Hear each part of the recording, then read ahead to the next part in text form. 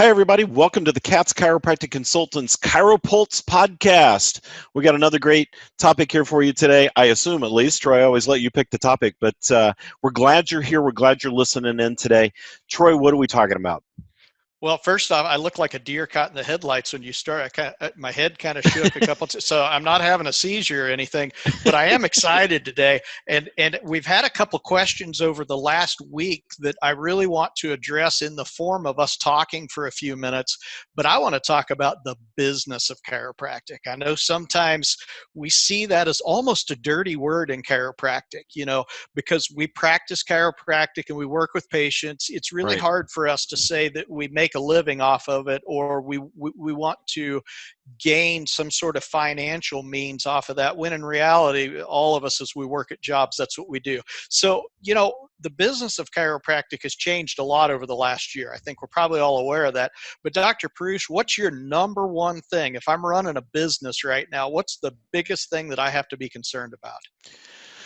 Well, number one thing is when you run a business like a healthcare business where you're wearing two hats. So you've got your doctor hat on, and then you've got to have your entrepreneur hat on. This is where, number one, we need a coach, because you need a coach who's plugged into the entrepreneur side all the time, because there are so many changes happening. The economy's changing. Consumer buying mentalities are changing, compliance laws are changing, healthcare laws are changing, finance. I mean, there's just so much happening, and all the economic gurus are saying right now that the speed at which things are going to continue to change in the future is just going to be faster and faster. So you've got to have somebody plugged in for you on your behalf all the time. Okay, and, so if I'm gonna move faster, then from a compliance standpoint, I need to get rid of all this COVID stuff. I don't have time to do this no-touch stuff and these masks. So what if I decide to do that right now because I want to move faster? It's 2021, COVID's over, right? I'm here to tell you that the fallout from COVID is going to be as frightening as some of the audit issues that we have with Medicare and the OIG. Mm-hmm. And I think some of the fallout from COVID could be even scarier. And right now is a time when you absolutely have to make sure that you're following COVID compliance, as we call it, to the T. You need to make sure that you have a written crisis plan. You need to make sure that you have mitigation procedures in place.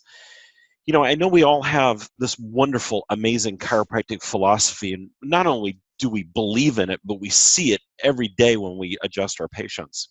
Mm-hmm. And I get that.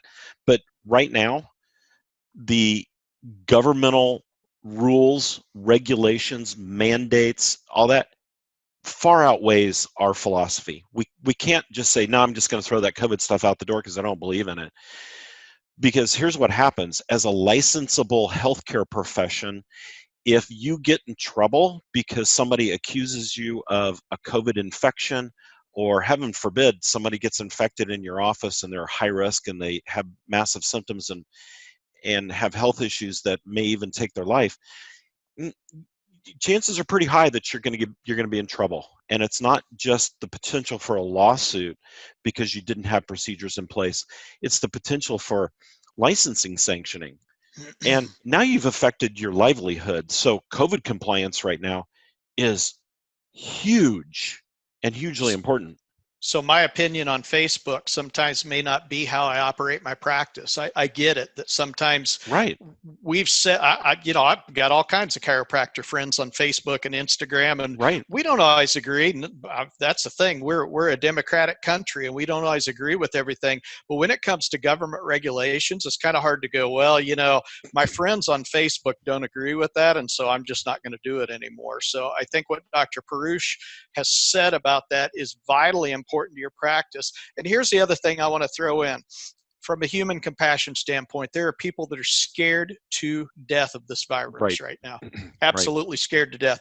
And as a result, my philosophy and my practice is I want everybody to be comfortable. If it takes is something as simple as me having a COVID procedure in place, me making sure that all my tables are sanitized, that I'm wearing a mask, that folks coming in the door are wearing a mask, hey, if that's what it takes to get chiropractic care to folks, that's what I'm going to do. And that's what the government tells me I need to be doing right now. Temperature checks, there's more than just that, but I hit the high points there. Right. And, I know this is probably crawling up some of our listeners' spines just a little bit today. And like Dr. Fox said, we get it. We have that same strong philosophy. But let me just throw out a scenario. Let's say a 75-year-old man who is at high risk, maybe he's got diabetes and obesity and those kind of things. We can kind of set the stage there. And his daughter normally drops off groceries for him once a week, so that he doesn't have to get out. And he's been a long-time chiropractic patient, but he hasn't been able to go to the chiropractor in the last several months. And he decides on his own that he needs groceries and his daughter's out of town, so he's got to go get them. And while he's out, he might as well go get a chiropractic adjustment. And he goes to the grocery store and he puts his mask on and he walks in the door, and there's a sign that says no entry without a mask. They're disinfecting carts. Everybody in the store has a mask. Everybody working has a mask and gloves on, especially if they're handling food and those kind of things. They're cleaning all over the place. He leaves there and he goes to the chiropractor's office, and there's no sign on the door about masks. Nobody inside is wearing masks. There's no social distancing, blah, blah, blah. Okay. He goes home. 3 days later, he comes down with COVID symptoms. He goes to the ER. Within an hour, he's in ICU. 3 days later, he has a massive reaction because he's at high risk, and he passes away. Where did he get COVID? Well, the answer is simple. Whether it's true or not, he may have gotten it passing by somebody in the parking lot, or we don't know about him stopping and talking to one of his neighbors in the parking lot for 15 or 20 minutes before he goes to the chiropractor. But the appearance is he went to a safe store, but an unsafe healthcare clinic. So you're now the smoking gun. You're the smoking gun. And guess what? You've got this coffer of money that if they file a lawsuit against you, they may get, it's called your malpractice insurance.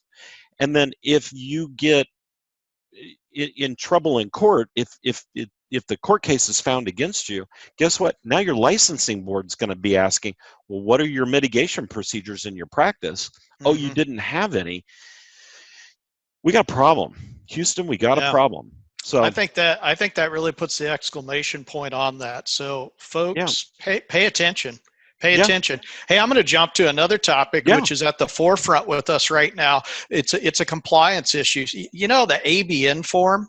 You know that? Have you heard of that? Familiar with it? Yeah. Man, that thing it's just giving me fits, and I never really understood how to use it anyway. And now they're making more changes to it. They're going to change the form, and I've got to comply with that. How about I just don't use it at all? What if I just quit using the ABN form? There's nothing really bad could happen to you. They just might deny a couple of claims if they caught on, right? That's a great scenario, and we hear this all the time. And first off, if you're our client and you're not using the ABN form, you won't be our client long. Because that is a big no-no. It's the number one thing that's looked at if Medicare, CMS, or OIG comes into your office to do an audit. That's the number one thing they're going to look at, is how you use the ABN form. And it's easy to catch you if you should be using an ABN form, because they track your billing. And they know that based on the ICD-10 codes that you're billing, along with the CPT codes you're billing, they match that up against their algorithms, and they know when your patient very likely should be in maintenance care, and that's when the ABN gets injected into the process. So using the ABN, using it properly, using the current ABN, and the use of the ABN is even a little different between PAR providers and non-PAR providers, and a lot of people don't know that. If you have a QMB Medicare/Medicaid patient, the ABN is different. They actually have their own ABN, and they can only check box 1 for you to treat them. So yeah, the ABN is hugely important, and if you get caught misusing them, it's huge fines. Yeah, and one of the things that we do as consultants is we not only are we very familiar with these processes, but we also work with Kathy Mills Chang as well a Yep. lot, and she's a good friend and a speaker for us when changes happen, because we want the best knowledge that we can get, because we want you protected. So what you're Absolutely. telling me is me not using the ABN form, that's not an option for me. It's just a no-no. Yep. Not Oh, an man. option. Okay, here's another one that I get, because people go, well, I'm a smaller practice.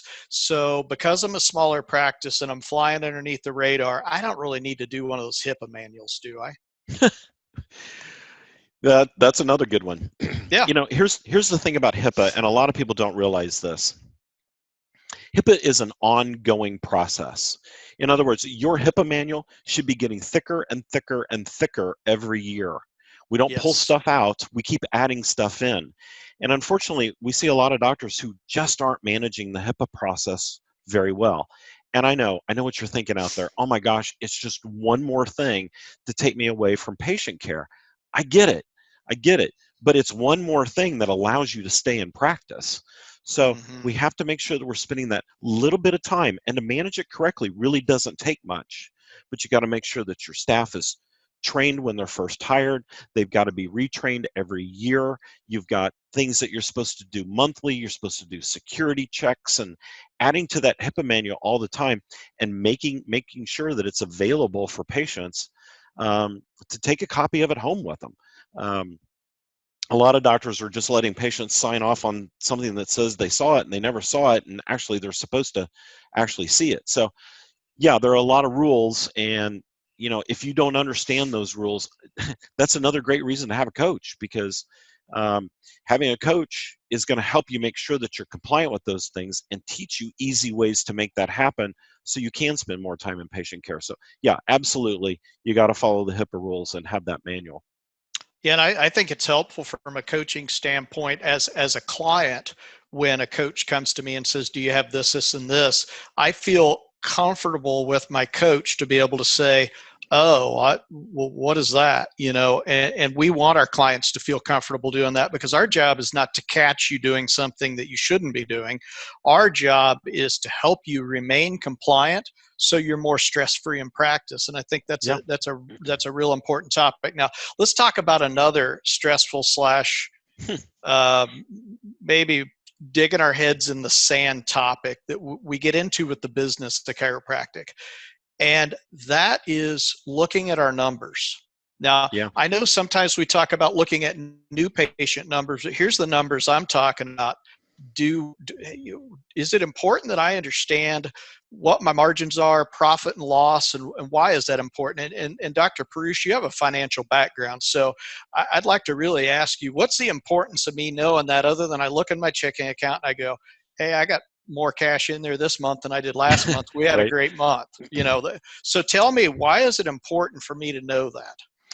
Well, as an entrepreneur, you really should understand the deep statistical numbers of your business. And the other great thing about statistics and numbers is you can trend them. In other words, over time, you can see how your practice is changing. Is it staying healthy? Is it getting healthier along the way? Or is it tailing off in some areas?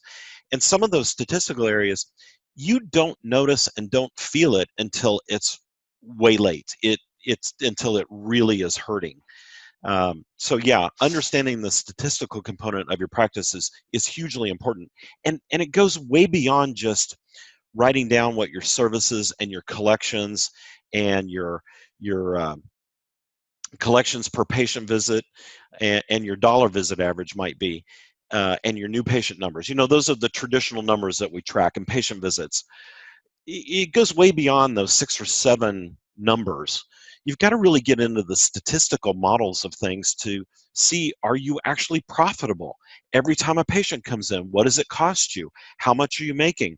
And with our clients, our spreadsheet that our clients fill out each month is this wide, because we dig into some huge areas, and then we perform a statistical analysis every month and every year, and make sure that your practice is trending in the right ways in all areas. So yeah, in my opinion, if you're going to be in business, you got to understand the numbers, because the numbers never lie to you. True. And sometimes as your practice grows, you have ineffective or inefficient procedures or practices, so far as buying practices, that are actually hampering your practice. And we're able to identify some of those by going, your new patients are up, your patient visits are up, and you're making less money than you've ever made. What's going on here? Yeah. And we're looking at your margin's way off. Well, maybe you've got a different distributor for products, or maybe a product that you've been buying is so prohibitively expensive that you're not really making a profit on it. And that doesn't happen often, but we do see that happen at times where you put a procedure, a plan in place, and you may be paying a monthly fee for something to utilize it. And unfortunately, you're using it so little that it's actually costing you money. Yeah, and exactly. it should be a profit. It should be a profit center if you're going to put it in place. And I'll tell you a red flag that I've noticed over the years. And the red flag is, if you're always feeling like you've got to find the next toy, the next profit center for your practice, the next tool or piece of equipment, that might be an indicator that your practice is not trending in the right way, and you're looking for a way to fix it. So getting somebody to really help you analyze this, I can't talk words. Getting somebody to really help you analyze the statistical component of your practice is huge, and it's eye-opening sometimes. Yeah, sometimes in a not so fun way. I know that I got caught up in what we would call what I call the bass lure experiment there for a little while. And, I wanted this new thing and that new thing. And the problem is I wasn't really developing and implementing any of those things. I would just get one thing, and then I'm like, okay, I'd really like to have this thing. Yeah. And, and I'd even have staff telling me, I think that's a bad idea. We need to do blah, blah, blah. And then I'd get right on the phone with the person that sold it and go, okay, tell me again how much this costs. And sometimes we as doctors make really poor decisions based on that. But what it'll show up as is a statistical anomaly for us to look at. All of a sudden, your expenses are super high. You're seeing more new patients, but you're actually making less money. What in the world's going on? So sometimes we call you on the carpet on that. I can't twist your arm and make you not buy shiny new toys, but what I can do is go, hey, this is impacting your bottom line. You might want to take a look at this. Yeah, and it might be a scenario where, hey, buying that piece of equipment is a good idea, but let's wait 3 months when you hit your cash flow peak, and that way you got some ramp up time, build some marketing strategy behind it, those kind of things. So but yeah, if you have that issue of always looking for the shiny next new object, that might be a red flag. Hey, so let me ask you a question. So, and I already know the answer to this, but so we were talking earlier about COVID procedures. We talked about ABNs, HIPAA manuals, all this good stuff. Okay, if I'm listening to this today and I go, oh boy, I got a real problem. How do I find all this stuff? Well, if you're a client of ours, of course, we have the huge CATS Consultants library of information, videos, webinars, seminars, tools for practice, forms, whatever. Everything we talk about is there. We also provide that one-on-one coaching component as well. So if you don't have a coach or coach that's really guiding you in the direction that you feel like you should be going, give us a call. I'm going to tell you right now, we're very exclusive. We don't accept everybody. We only accept a few new members each month, because we want to get to really know and understand our member practices inside and out. So if you want to give us a call and find out more about what we do, Marissa's always great about kind of walking you through all the tools and everything that we offer on the website, what you get with your membership and all those things. And I'm going to tell you right now, I'm going to tout my own horn, and I don't do this about us very often, but the level of service that we provide is huge. You're not just going to get a couple of seminars on a weekend and be expected to go implement on your own. We are true business consultants, and we'll help drive your practice in the way you want it to go. Yeah, we have an expectation that you're going to be successful. And so when you sign on with us, we have that expectation that you're on board and we're on board with you at that point. And so it's important to us that you achieve success.